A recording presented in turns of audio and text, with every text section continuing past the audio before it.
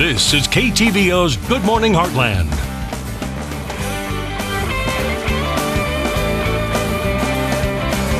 And welcome back. With these muggy and hot conditions, you may feel like it's hard to breathe, but for some, especially those with asthma, it can be extremely difficult to deal with. So to learn more about asthma and how to keep it in check, we have Kirksville's only board-certified allergist, Dr. Larry Ciesmeyer, here this morning. How are you doing? I'm great, thanks. How are you? I'm doing great. Thanks so much for coming back on. Yeah, you're welcome. So asthma, kind of explain exactly what it is. So asthma is a chronic inflammatory disorder of the lungs that's characterized by something called airway hyperreactivity, which is just a long word that means that people are exposed to things that normally don't cause problems, and people with asthma, they tend to have problems. So for example, if somebody's exposed to pollen, then their lungs may tighten up, or somebody's exposed to a cold air or dry air. Sinus infections are a common cause of asthma, acid reflux. These are all things that trigger asthma.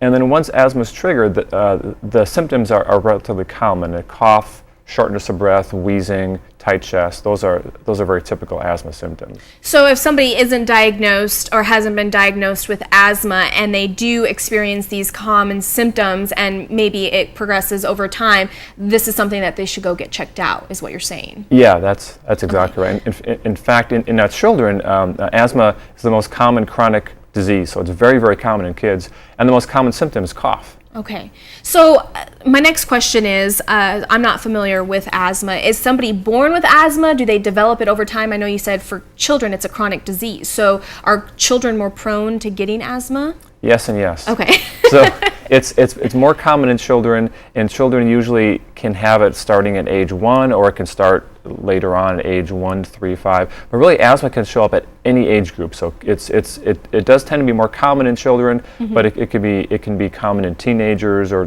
people in their 20s and 30s, and or it can show up in the 70s. Right.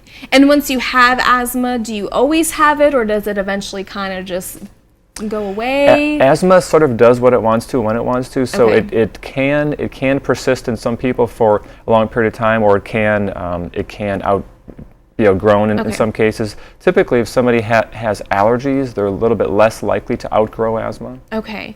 And when you say that, asthma kind of does whatever it wants when it wants, are there certain times of the year where it's more prone, or people experience it more than other times of the year? Yeah, really, I think depending on the cause. So if people have a trigger that's viral infections, then I think the winter time is going to be more common for them. Whereas the people whose triggers are pollen or cats or dogs or ragweed or whatever it happens to be, then their triggers are going to be more common during the pollen season, in the spring and fall. Okay. And how does it hinder everyday activities? Are they still allowed to do everyday activities like running and sports and stuff, or do they kind of have to scale back? Yeah, the goal is that the patient should be able to do whatever they want to. And so my mantra is that asthma cannot be cured, but it can be treated, and you shouldn't expect anything less. And so what kind of treatments are out there for asthma?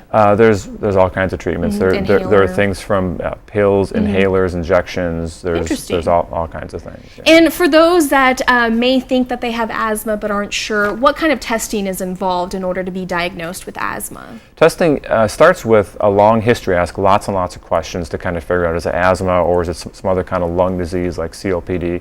And then there's a relatively simple pulmonary test that goes along with that. If the patient has a history of having allergies, that kind of testing would also go along with it as well. All right. Well, thank you so much. You're This very is great welcome. information. So what we'll do is we'll post all of this on our website at heartlandconnection.com, as well as your information if any of our viewers have any questions or want to book an appointment for testing or anything like that. Thank you so much for coming on. You're welcome. Thanks for having me. And we'll be right back.